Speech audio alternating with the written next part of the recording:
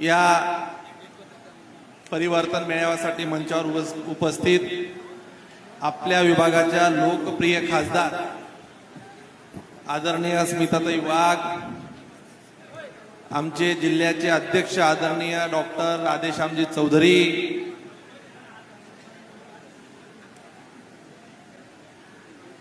Tiger अभी जिंदा आहे असं आपण कायम ऐकायचो,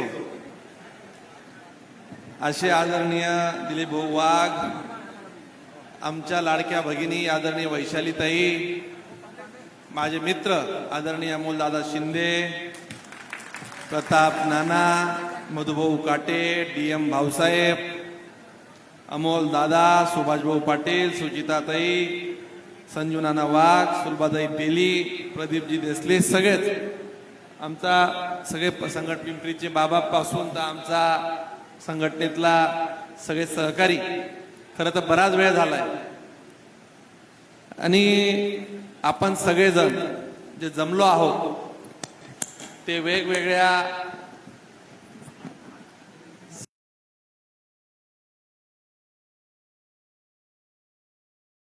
सगळेजण मला काही लोकांची वेगवेगळी फोन आली की दादा तिथं कसं करणार आहेत, खरंच काय करायचं आहे, उमेदवार कोण आहे. मी त्या सगळ्यांना एकच सांगतोय की उमेदवार हे कमळ आहे आणि आपण कमळाच्या पाठीमागे सगळ्यांनी अतिशय ताकदीने उभे राहायचंय. दिलीप भाऊंची मागणी आहे, अजून कुणाकुणाच्या सगळ्या एकंदरीत मागण्या येतात. सगळ्यांनी आपण निर्णय, आता तो जवळजवळ आमचा निर्णय होण्यात झालेलाच आहे, परंतु हे सगळं करत असताना खरं तर निवडणुका येतात, निवडणुका जातात, पण मला पाचोऱ्याचं एकंदरीत चित्र मी पाहिलं तर आवर्जून एक माझ्या लक्षात आलं की निवडणूक ही आम्ही चाळीसगावला इतर ठिकाणी निवडणुका पाहतोय. निवडणुका ह्या आरोप प्रत्यारोप करून कधीही करायच्या नसतात. एक राजकारणात ठीक आहे, परंतु आपण जर निवडणुका ह्या विकासाच्या अजेंड्यावर जर लढल्यात तर अधिक चांगलं असतं असं मानणारा मी एक कार्यकर्ता आहे. परंतु तो विकास करत असताना जर त्या विकासाची भूमिका जर लोकांना मान्य नसेल आणि विकासाच्या मागे जर दडलेलं हित जर लोकांच्या लक्षात येत असेल तर ज्या वेळेस अशी परिस्थिती निर्माण होते आणि हिताड काही लोक जर आडवे येत असतील तर त्यावेळेस मग असे आरोप प्रत्यारोप करून निवडणुका लढण्याचा प्रयत्न स्वाभाविक काही लोक, काही नेते करतात. मी खरं तर त्या मेळाव्यातले काही मुद्दे ऐकले आणि मला असं वाटतं की KM बापू असतील, स्वर्गीय आरुतात्या असतील, किंवा आपण अनेक वर्षापासून तात्यांनाही पाहिलंय, म्हणजे जोडं काढणारा नेता हा जर महाराष्ट्रात कुठे असेल तर या पाचोरा तालुक्यात आपण सगळ्या पाचोरेकरांनी पाहिलंय. आणि एक सुसंस्कृत राजकारणाची पद्धत त्या लोकांनी इथं घालून दिली आहे. आणि अलीकडच्या काळात म्हणजे समाजामध्ये न चालणारी लोक घेऊन काही लोक राजकारण करण्याचा प्रयत्न करत आहेत. त्यांचे व्यवसाय काय, ते करतात काय, म्हणजे अगदी इतक्या खालवर चर्चा आहेत. सरकार बांधा, वापरा आणि हस्तांतरित करा असं म्हणून शासनाचा काही प्रकल्प राबवत असते, परंतु इथं काही नगरपालिका या ब्युटी तत्वावरच देण्याचा घाट काही लोकांनी घातलाय की आधा बाटो आधा लुटो अशी परिस्थिती. काही भडगावचे मला काही लोक येऊन मला भेटलेत, माझ्याच बाजूला तो तालुका आहे, हिंगुणं काही लांब नाही आहे, आणि म्हटले दादा अशी काही राजकीय लोक येत आहेत की आम्हाला आमच्या भविष्याची चिंता वाटायला लागली. खरं तर राजकारणाच्या पलीकडे माझं म्हणणं असेल, मी चाळीसगावलाही माझी बऱ्याचदा तीच भूमिका असते, इतरही ठिकाणी असते. समाजकारणामध्ये, राजकारणामध्ये आपण त्यांचं काही गोष्टी तपासूनच घेतल्या पाहिजे. परंतु हे करत असताना खरं तर किशोरप्पा माझे आमदार होण्याच्या अगोदरपासून मित्र राहिलेत होतेत आणि ते म्हणतात की भाजपाने आम्हाला मदतच केली नाही. या गोष्टीचं मला वाईट वाटलं की आप्पा मागच्या इलेक्शनला युतीमध्ये आम्ही सोमत होतो. या इलेक्शनला अगदी मी तुम्हाला सांगतो, उंबरखेडला आमची जाहीर सभा झाली आणि जाहीर सभेमध्ये विकास तात्या त्या सभेला साक्षीदार होते. मी जाहीर सभेत सांगितलं, ते लोक म्हटले की दादा आम्ही इथं जबाबदारी घेतो, कामं करतो. आणि त्या उंबरखेडच्या संस्थेत मी सांगितलं की तुम्हाला इथं लक्ष घालायची गरज नाहीये, तुम्ही भडगाव पाचोऱ्यात जाऊन लक्ष घाला. किशोरप्पा अडचणीत आहेत, तुम्ही त्यांना मदत केली पाहिजे, असा सांगण्याचा दिलदार मित्र हा तुमचा होता. पण कसं असतं की काही लोकांना ते म्हणतात ना की पोलिसांची मैत्री करायची नसते. आम्ही केली तुमच्याशी मैत्री, ठीक आहे, पुढे काय व्हायचं ते होऊ द्या, परंतु मैत्री निभवायचा हा गुण हा काही ठराविक लोकांमध्येच असतो. मी एक निश्चित सांगेल, तुम्ही एक राजकीय नेता चांगले होऊ शकतात, कदाचित उद्या तुमच्या नशिबात काय मला माहिती नाही, पण आयुष्यात कधीही चांगले मित्र तुम्ही आप्पा म्हणून राहू शकले नाही, ही खंत या मित्राला कायम राहिली आहे. आणि तुम्ही म्हटले की दादा 2 मिनिटं घाई ना करू, थांबा थांबा. दिलीप भाऊ, नाही, ही चूक काय झाली, तुमची चूक आहे. तुम्ही सांगितलं की बजेट कमी आहे. आता यांना मी हेही सांगायला आलोय, दिलीप भाऊंनी सर्व बजेट वाढवलाय, तुम्ही काळजीच करू नका. आता दिलीप भाऊंनी असा बजेट वाढवला आहे सगळ्या गोष्टींचा, तुम्ही सुद्धा अचंबित व्हाल, अरे बापरे हे काय झालं. आणि दिलीप भाऊ काही चिंता करू नका, मी नुसता बोलणारा माणूस नाहीये. मला गिरीश भाऊंनी सांगितलंय काय तुम्हाला लागलं ते आम्ही सोबत आहोत. तुम्ही आता कुठल्याही कार्यक्रमाला चुल्याला आमंत्रण द्यायचं, बजेट कुठे संपणार नाही, तुम्ही चिंताच करू नका. आज खर तर ह्या सगळ्या गोष्टी करत असताना ही खंत राहिली आहे की आप्पा राजकारण होत राहतं, जात राहतं. तुम्ही सांगितलं मी इथं पक्ष म्हणून लक्ष घालत होतो, मी तुम्हाला सांगितलंही होतं. आणि मी तुम्हाला सांगतो की माझं तर एक तत्व आहे, मला एक वाटतं की माझ्यासारख्या एका कार्यकर्त्याला या पार्टीने आमदार केलं, दुसऱ्यांदा आमदार केलं. दूध संघात माझ्यासोबत 3 कॅबिनेट मंत्री आहेत, ताई तुम्ही तिथं होतात, भाऊ आहेत, म्हणजे मी तुम्हाला सांगतो तरी मला चेअरमन केलं. मला या पार्टीने एवढं दिलं आहे, मी या पार्टीसाठी आयुष्य जरी दिलं तरी कमी असेल. आज जर मी ठरवलंय की आयुष्यातला बराचसा काळ हा भारतीय जनता पार्टीच्या सेवा करण्यासाठी घालायचा आणि सेवेचा एक भाग म्हणून मी इथं लक्ष घालायचं ठरवलंय. आणि सेवा ही प्रामाणिकपणे पक्षाची करायची असेल तर पक्षाच्या शेवटच्या कार्यकर्त्याला न्याय देणं ही भूमिका घेऊन काम करायचं मी ठरवलंय. खरं तर आजच्या या भूमिकेमध्ये मी तुम्हाला फार जास्त सांगणार नाही, अगदी एकच सांगेल की राजकारण येतं, राजकारण जातं. इथे भडगाव पाचोऱ्याचे काही लोकांनी सांगितलं, शेतकऱ्यांचे प्रश्न सांगितलेत. अलीकडे मी जास्त लक्ष घालतोय असं काही लोक म्हणतात, पण माझं काही दुर्लक्षच आहे. मी सहज येता जाता येतो तरी त्यांना एवढी भीती वाटायला लागली आहे. मी खूप छोटा माणूस आहे, पण मला आप्पाची एवढी भीती वाटायला लागली. आप्पांनी येऊन 40 गावाला बैठका घेतल्यात. मी म्हटलं चांगलंय, पक्षाचं काम आहे, केलंच पाहिजे. मी काय इतका छोट्या मनाचा माणूस नाही आहे, करावं काम करावं. त्या लोकांना सांगितलं की आता मीच लक्ष घालणार. मी जाहीरपणे सांगतो की हा सर्वांना पक्ष वाढवण्याचा अधिकार आहे. तुम्ही 40 मध्ये येऊन अतिशय छान लक्ष घालावं. अजून काही तिथं मदत लागली तर मला सांगा, मी तुम्हाला अप्रत्यक्ष मदतही करेल. पण माझं तुम्हाला आव्हान आहे आप्पासाहेब, आपण फक्त 40 नगरपालिकेमध्ये 1 माणूस निवडून आणायचा. नगरपालिकेत किती? 1. अरे मंगेश चव्हाण असं तुमच्यासारखं वरवर राजकारण करत नाही, खोलात जातो, लोकांमध्ये राहतो, सुखा दुःखात राहतो. रात्री 12-12, 1-1 वाजता जरी कोणी आला तर गोरगरिबांचे अश्रू पुसण्याचं काम करतो. कधी माझ्या तिथे तुम्ही जाऊन विचारा. आणि मला तुम्हाला सांगायचंय, 1 माणूस जर निवडून आला, पहिलं काम मी पाचोऱ्याला येऊन किशोरप्पांचा जाहीर सत्कार करेल की आप्पा तुम्ही शिंदे सेनेचा 1 माणूस तरी निवडून आणला, जाहीर सत्कार करायला मी इथे येईल. मला याचं वाईट वाटलं नाही ताई. राजकारण बघा होत राहतं. मी मराठा आहे मला अजून सुद्धा माहिती नव्हतं. माझ्या रक्तात कधी जात आली नाही. आज इथं दिनू तात्या इथं बसलाय, माझ्याकडे कधी जात लागू माझ्या डोक्यात आली नाही. मला वाईट एका गोष्टीचं एवढं वाटलं, मी रात्रभर व्यथित झालो. मला 2-3 लोकांनी येऊन जेव्हा सांगितलं की ते म्हणतायत की राजपूत समाजावर अन्याय होतोय ना आप्पा राजपूत आहे म्हणून आप्पाला त्रास होतो आणि समाजाची बैठक घ्यायची आहे आणि आपल्याला राजपूत समाज एकत्र करायचा आहे. मी ताई तुम्हाला बोललो की असं चाललंय. मी ताईच्या पाठीमागे उभा राहिला. ताई कुठल्या समाजाची आहे? राजकारणात जे गांडू लोक असतात ते समाज पुढे करतात. मी कधी माझ्या आयुष्यात समाज पुढे केला नाही. मी तुम्हाला दुसराही प्रश्न सांगून जातो. तुम्ही जाहीरपणे तुमच्या समाज बांधवांना विचारा.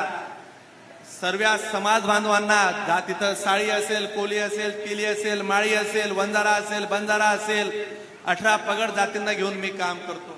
तुमच्या समाजातल्या प्रमुख लोकांना तुम्ही विचारा, तुम्हाला तोंडावर सांगतील आप्पा तू जरी आमच्या जातीचा आहे पण जातीपेक्षा आम्ही हा माणूस आमच्या जवळचा, हे उत्तर तुम्हाला लोक देतील. कदाचित आप्पा तुम्हाला हा विश्वास असेल की तुमचा समाज तुमचा ऐकेल, पण माझा समाज माझं इथं ऐकणार नाही हे आप्पांना माहिती असेल. कारण की समाज जरी मोठा असला पण समाज हा एक होत नसतो असं आप्पांना हे माहिती असेल. कदाचित आप्पांना तो विश्वास असल्यामुळे आप्पांनी जातीचं कार्ड त्या तालुक्यात टाकलं. पण मी या जातीचं कार्ड कधी या तालुक्यात, जातीचं विष कधी मी या तालुक्यात येऊ देणार नाही. मी सर्व समाज बांधवांना एकत्र घेऊन सांगतोय की आपण विकासासाठी ही लढाई लढूया. जातीपातीचं राजकारण कधी आम्ही माझ्या तालुक्यात केलं नाही. तुम्ही जाऊन कोणालाही विचारा. अरे जाऊन ती जात 81,000 शेतकऱ्यांना विचारा. 8,500 रुपये शेतकरी फक्त पाचोरा तालुक्यात मिळाले आणि 17,000 रुपये माझ्या तालुक्यात मिळत आहे. शेतकरी तोच आहे. भडगाव पाचोरातलाही शेतकरी तोच आहे. 40 गावचाही शेतकरी तोच आहे. तुम्ही 8,500 रुपये भरपाई दिली, मी 17,000 रुपये भरपाई दिली. कुठली जात पाहिली नाही, कुठला पक्ष पाहिला नाही, कुठला गट पाहिला नाही. हे का झालं नाही? तुमचा शेतकऱ्यांमध्ये कधीही जीव नव्हता. शेतकऱ्यांमध्ये तुम्हाला कधीही आपुलकी नव्हती. तुम्ही राजकारणासाठी जात, राजकारणासाठी शेतकरी पुढे आणता म्हणून तुम्हाला ते काम करता आलं नाही. या 40 जर तुम्हाला सांगायचं झालं तर 60% शेती ही मी बागायत माझी आली म्हणून मला तिथं लोकांना पैसे देता आले. या भडगाव पाचोरामध्ये शून्य बागायत क्षेत्र दाखवलं. आपण काय करत होतात? मी राजकारणासाठी आलेलो नाही आहे. अरे ज्या शेतकऱ्यांनी तुमच्या पाठीमागे उभे राहिलेत त्या शेतकऱ्यांसाठी जेव्हा करण्याची वेळ होती तुम्ही त्या बच्चू भाऊंचं नाव घेतात. तुमचं लक्ष नव्हतं का? पंचनामे करताना आपण तर सोशल मीडियावर फोटो टाकतो, काम करतो. का तुम्ही तुमच्या या तालुक्यातल्या शेतकऱ्यांना लाभ देऊ शकला नाही? या तालुक्याचं हे शेतकऱ्यांचं भावांचं हे तुमचं दुर्दैव आहे. एकही शेतकरी बागायतीमध्ये बसू शकला नाही. माझ्या तालुक्यात ज्याला विहीर होती त्याला बागायतीचे पैसे मिळाले. तुम्ही माझ्या तालुक्यातल्या कुठल्याही जातीच्या माणसाला विचारा, कोणालाही विचारा, तुम्हाला एकूण एक शेतकरी सांगेल की आमचा जातीचा माणूस असेल तर हा मंगेश दादा आहे. शेतकरी ही माझी जात आहे. मी नुसतं राजकारण म्हणून बोलत नसतो, राजकारण म्हणून करत नसतो. काय परिस्थिती आहे, काय तुम्ही पंचनामे केले जरा तपासा. मी तुम्हाला सांगतो की भडगाव पाचोरामध्ये 86,000 शेतकरी आहे. तिकडे 81,000 शेतकरी आहे. 102 करोड रुपये मला मिळाले. 76 कोटी रुपये इथं आले. आज 35 ते 40 कोटी रुपयाचं या शेतकऱ्यांचं नुकसान झालंय. जे मिळालंय तुम्ही म्हणत होतात की दमडी आम्हाला मिळाली नाहीये, ते 76 कोटी देखील सरकारने दिले. परंतु देत असताना माझ्या शेतकऱ्यांचे पंचनामे झालेत का? त्यांची कागद पाहिलीत का? रात्री 2-2, 3-3 वाजेपर्यंत महसूल, तहसील, कृषी प्रशासनासोबत मंगेश चव्हाण बसला म्हणून तिथल्या शेतकऱ्यांना न्याय मिळाला. आपण कुठे बसला होता? हा माझा तुम्हाला सवाल आहे. अरे कधीतरी काम करत असताना राजकारणाच्या पलीकडे काम करायचं असतं. सर्व समावेशक भूमिका घ्यायच्या असतात. ही माणसं आमच्या सोबत आली. याचं दुर्दैव मला वाटलं की तुम्ही काय सांगितलं की यांच्या संस्था आहेत, शिक्षण मंत्री आमचा आहे. माझं तुम्हाला सगळ्यांना सांगणं आहे, मी राजकारणावर बोलणार नव्हतो. मला त्यांना दुखायची भूमिका नव्हती. पण जर कधी आमच्या सवंगड्यांना, आमच्या सहकार्यांना कोणी सांगत असेल की मी आमदार आहे, माझ्या सरकारमध्ये माझे मंत्री आहेत, आम्ही इथं काय गोट्या गोट्या खेळायला बसलो नाहीये. महाराष्ट्राचा मुख्यमंत्री हा आमचा आहे, आम्ही पण मुख्यमंत्री हा राज्याचा आहे असं म्हणून आम्ही काम करतो. जर तुमच्या मनात जर ह्या सत्तेचा जर कधी वेगळ्या पद्धतीने डोक्यात हवा गेली असेल की आम्ही चौकशा लावून लोकांना अडचणीत आलो, माझं तुम्हाला आज जाहीर आव्हान आहे, तुम्ही लावून दाखवा चौकशा. काय बघायचं ते होऊनच जाऊन द्या. ही माणसं बसलेली इथं एकूण एक माणूस आमचा भारतीय जनता पार्टीचा आहे. राजकारण गेलं तेल लावायला, राजकारण गेलं चुलीत. भारतीय जनता पार्टीच्या एका कार्यकर्त्याला त्रास झाला तर मंगेश चव्हाण 1 तारखेला इथं हजर असेल. तुम्ही कोणीच काळजी करू नका. आम्ही ऐकून घेतो म्हणजे काय गांडूची अवलाद समजू नका. आमच्या मुख्यमंत्र्यांवर तुम्ही बोलतात. अरे आपला पगार किती, आपण बोलतो किती, बोलायचं कोणावर. आणि मी आज प्रेमात सांगून चाललोय. तुम्ही तिथे येऊन सांगितलं स्वर्गीय राजूदादांच्या, अरे मरणाच्या ठिकाणी राजकारण, मरणाच्या ठिकाणी म्हटले की त्या परिवाराच्या पाठीमागे आम्ही उभे आहोत आणि त्या परिवाराला सहानुभूती दिली पाहिजे. अरे स्वर्गीय आरो तात्यांची पण मुलगी होती तेव्हा तुम्हाला का नाही आठवलं? त्या मुलीच्या पाठीमागे का तुम्ही उभे राहिले नाहीत? तात्या दिलीप भाऊंच्या बी घरात घटना घडली तेव्हा तुम्हाला दिलीप भाऊ आप्पा गेल्यावर का आठवले नाहीये? म्हणजे तुम्ही राजकारण करता. अरे मरणाचं राजकारण मंगेश चव्हाणने कधी केलं नाही. राजू देशमुख माझा विरोधक होता. मी जाहीरपणे सांगायचो की माझा विरोधक खानदानी आहे. हा सांगणारा मंगेश चव्हाण आहे. आणि मला काय सांगता आप्पा, आता मला मर्यादा आहे. मी बोलायचं टाळणार होतो पण आता बात निकली है तो बहुत दूर तक जाएगी. मी आता काही गोष्टी राखून ठेवतोय. मी तुम्हाला सांगायला आलोय, आपण या तालुक्याला तुलनात्मक सांगतो. सत्तेची माझी 30 महिने चाळीसगाव तालुक्यात जाऊन पहा, चाळीसगाव बोलायला लागलंय. अजून तर खूप काम आम्ही हातात घेतलेली आहेत. विकासाचं राजकारण करू, लोकांना न्याय देऊ. मी तुम्हाला सांगतो, मी आज विकासाच्या मुद्द्यावर ताईंनी तुम्हाला सांगितलं की आम्ही काही रस्ते केले आहेत. गेल्या अनेक वर्षापासून इथं पिंपरी कसगाव बरेचशी ती आमची खालची वरची सगळी लोक आलेली आहेत. असा सांगणारा नेता जर तुम्हाला कोणी भेटला तर मी तुम्हाला सांगतो की आपण त्याचा सत्कार करू. गेल्या अनेक वर्षापासून तुम्ही बलून बंधारे ऐकायचे, आता होतील तसं होतील ऐकत होते की नाही भडगाव पाचोरावाले? मी या जाहीर मंचावरनं तुम्हाला सांगून जातो, ह्या 4 वर्षाच्या आत जर तुमचे बंधारे हे आता आम्ही साध्या पद्धतीने करायला घेतले, त्याच्या सगळ्या बैठका मी लावल्यात. गिरीश भाऊंचं ठरलंय जर ते 7 बंधारे तुमच्या भडगाव पाचोरला त्याचा मोठा लाभ होणार आहे. जर नाही केलं तर मंगेश चव्हाण या भडगाव पाचोरला कधीही मत मागायला येणार नाही, हे आज तुम्हाला सांगून जातोय. अरे विकासाची आपण स्पर्धा करू, विकासावर चर्चा करू. या गावाला पाणी पाजायचंय, आज जबाबदारी आम्ही स्वीकारतोय. या भडगाव पाचोऱ्याच्या ठिकाणी तुम्हाला गिरणेवरनं असेल, नवीन बंधाऱ्यावरनं असेल किंवा जिथून मोठा स्रोत असेल तिथून पाणी देण्याची जबाबदारी आज या मंचावरनं मंगेश चव्हाण तुम्हाला देऊन चालला आहे. तुम्ही सर्वजण दिलीप भाऊ, तुम्ही सगळेजण सगळ्यांच्या पाठीमागे, या मंचावरच्या लोकांच्या पाठीमागे उभं राहण्याची व्यवस्था करा. दिलीप भाऊ, राजकारण जाऊ द्या पण कुठेतरी आपण विकासासाठी एकत्र आलो आहेत. ताई आल्या आहेत, अमोल दादा तुम्ही जे सांगितलंय, नाना तिकडे बसले आहे, सगळे खालची मंडळी बसली आहे. तुम्ही चिंता करू नका. आणि होय, मी जबाबदारी स्वीकारतो तर पूर्ण करतोय. भडगाव पाचोऱ्यामध्ये मी आजवर लक्ष घालत नव्हतो, आता तुम्ही लक्ष चाळीसगावला घालायचंय आणि मीही इथं लक्ष घालणार आहे, हे आज तुम्हाला सांगून जातो. खर तर गिरणेचा पाण्याचा प्रश्न एवढ्या वर्षापासून सांगण्यात आला, एवढ्या वर्षापासून अनेक प्रश्न इथं मांडण्यात आलेत, परंतु ते अजून संपता संपेनात. मी तुम्हाला सांगतो की येणाऱ्या सार्वत्रिक या निवडणुकीच्या अनुषंगाने सगळ्या बैठकांसाठी तयारी करा. तुमच्या मनामध्ये संभ्रम ठेवू नका. ताईंचं काय चाललंय, अमोल भाऊचं काय चाललंय, दिलीप भाऊंचं काय चाललंय. आता दिलीप भाऊंच्या पक्क लक्षात येऊन गेलंय काय चाललं कसं करायचं. दिलीप भाऊ तुम्ही, आणि या अनुषंगाने मनामध्ये कुठलीही शंका न येऊ देता आपण सर्वांनी ताकदीने हे निवडणुका लढायची आहेत. मित्र पक्षावर एक मर्यादित आम्ही आरोप करावे हे आमचा ठरलेला अजेंडा होता, परंतु आता समोरच्या जोरनं प्रति हल्ले झाले. आम्ही तरी काय करणार. आणि आम्हालाही एक स्वभाव आहे, इथपर्यंत ठीक आहे, स्थानिक तुम्ही बोलताय, इथपर्यंत आम्ही सहन केलं. गिरीश भाऊंपर्यंत गेले, माझ्यावर गेले तरी चालेल. अरे राज्याच्या मुख्यमंत्र्यावर तुम्ही बोलतायत, ज्या सरकारमध्ये तुम्ही आज बसलायत त्या सरकारच्या विरोधात बोलतायत. आता मला मी तुमच्या नेत्यांमध्ये कधी एक शब्द ब्र काढला नाही की दिलदार मनाचा नेता सांगणारा मी आहे की एकनाथ शिंदे हा सगळ्यांना मदत करायचा, ते आम्ही सांगतो. तुम्ही सांगता की कवडी दिली नाहीये. अरे तुमच्यामध्ये आणण्याची धमक नाही म्हणून तुमच्याकडनं पैसे आले नाही. आम्हाला कसे पैसे मिळाले? तुमच्यात धमक नसेल तर काम तरी सोडून द्यावं.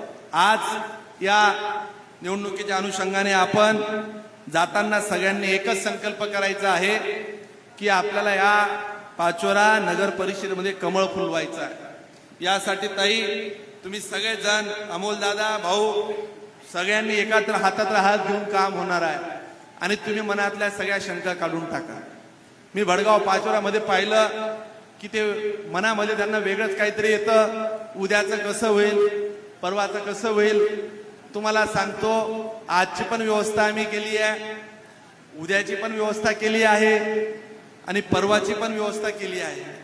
तुम्ही कुठल्याच व्यवस्थेची काही काळजी करू नका. आज आपण या मेळाव्यासाठी सगळीच लोक इथं मोठ्या संख्येने उपस्थित राहिलात म्हणून आपलं मनापासून आभार व्यक्त करत असताना जाताना आपण विजयाचा संकल्प आपण मनात घेऊन जावा की आपण सर्वजण हा विजय खेचून आणणार आहोत. हा विश्वास या मेळाव्यात घेऊन जावा. खर तर या कार्यक्रमाच्या माध्यमातून आपण बऱ्याच वेळपासून थांबला आणि आता 2:15 झालेले आहेत.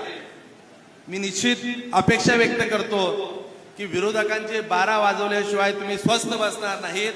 आपली अनेक वर्ष काय बाबा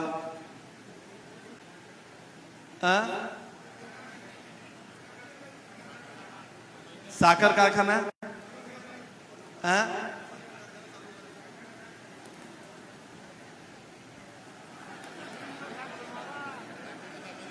बाबा, मी त्याच्यावर तुम्हाला आता बोलत नाही. त्याच्यावर सविस्तर भूमिका सांगतो. काय आहे, मी कधी कुठलंही काम पहिले करत असतो. आता सार्वत्रिक सांगायला नको, तिथं वेगवेगळ्या अडचणी आहेत. मी 10-15 दिवसापूर्वी कारखाना या विषयावर चर्चाही केली होती. आपण त्यावेळेवर एक वेगळी भूमिका घेऊ, परंतु स्थानिक आमदारांनी त्याच्यात लक्ष घालणं अपेक्षित असतं. आपण त्याच्यावर वेगळी भूमिका, कारखान्याचा विषय तेवढाच गंभीर आहे, परंतु असे मुद्दे फक्त राजकारणासाठी काही लोक भावनिक करतात, भावनिक आणतात. मला असं वाटतं की त्यातनं काही कॉन्क्रीट सोल्युशन जर निघत असेल तर मी ते तुम्हाला देण्याचा प्रयत्न करतो. आजच्या या परिवर्तन मेळाव्यासाठी आपण एवढ्या मोठ्या संख्येने जमलात, सगळ्यांना मी पुन्हा सांगेल की तुम्ही सगळेजण, कोणीही चिंता करण्याचं कारण नाही. भारतीय जनता पार्टी सारखा पहाडासारखा पक्ष हा सगळ्या तुमच्या पाठीमागे आहे. नेते, नेतृत्व हे सगळे तुमच्या सोबत आहेत. त्याच्यामुळे कोण काय म्हणतं, कोण काय बोलतं, म्हणजे सध्याची परिस्थिती अशी झाली की तलाठी हा तहसीलदाराला दम द्यायला लागला. त्याचं कारण असं आहे की तलाठ्याला कमाई, एकदा असा प्रकार झाला की एकदा एक तहसीलदार एका वास्तुशांतीला जातात. तलाठ्याची ती वास्तुशांती असते, दोघं नवरा बायको जातात आणि तहसीलदाराची घरची वास्तुशांती म्हणून तिथं दोघं जातात आणि त्यांचं घर पाहतात. आणि ते तलाठी चे बायको म्हणते की का हो, नाही, तलाट्याचं घर पाहायला जातात. उलट सांगितलं, तहसीलदार नवरा बायको हे तलाट्याचं घर पाहायला जातात आणि ते घर पाहिल्यावर तहसीलदारांची बायको म्हणते की तुम्ही तलाठी कधी होणार. अशी परिस्थिती सध्या काही ठिकाणी झाली. पण मला असं वाटतं की आपण जातीपातीचं राजकारण बाजूला सोडून, खरं तर मी पुन्हा तो मुद्दा सांगेल की मी आपणना किंवा कोणाला ताई, तुम्ही सगळेच माझ्यासोबत काम करतात. माझ्या डोक्यात कधी माझ्या आयुष्यात जात आली नाही.